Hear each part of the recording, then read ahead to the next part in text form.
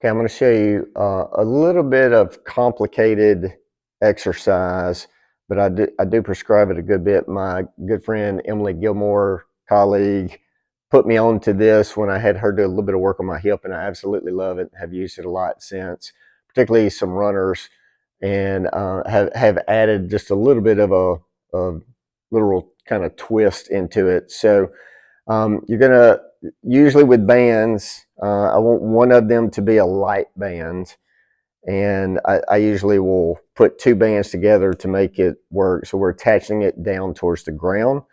If you have one band that's thicker or heavier, I usually put that up at the top. And so we're gonna treat our right hip for this one, and I'm gonna take to do it. I'm going to put my right hand through first. So if you're treating your right hip, put your right arm through, and we are going to put it around the shoulder and wrap it around our body slightly so that it's on and coming across our left hip.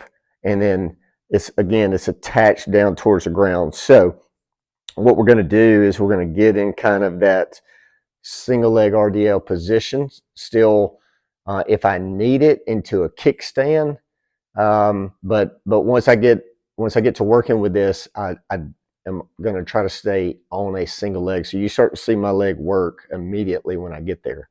So this band is pulling this right hip into internal rotation, and so I'm having to work my external rotators to stabilize here.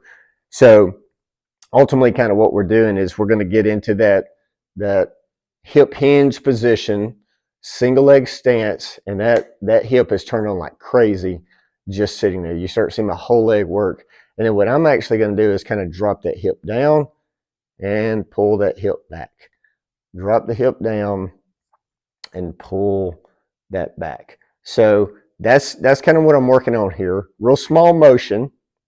And you can make it an isometric and hold it for a longer period of time.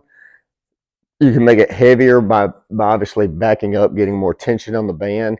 You don't have to use two bands, but ultimately the band is wrapped around the shoulder, pulling through the hip, going back right in front of me. So if I need a little bit more tension, I can kind of wind it up, turn my body a little bit more so my feet are pointing to the left side of what it's attached to if I'm working my right leg. And so that's just going to pull me down just that much more and kind of work right there, trying to stabilize, trying to turn it on. And what I would say is probably try to figure out how long you can do that. Maybe you do 20 seconds worth of movement to begin with, do 3 or 4 reps of that. And then as you go, either increase the tension a little bit or increase the hold. Increasing the hold is actually really useful because you really start to recruit all the muscle fibers and all the motor units. Ultimately is kind of what you're doing. So there's some fatigue, others jump in there, and you really get to turn that on. So it's a great pre-run activity for some runners. A lot of other hip pathologies that would be a good one for.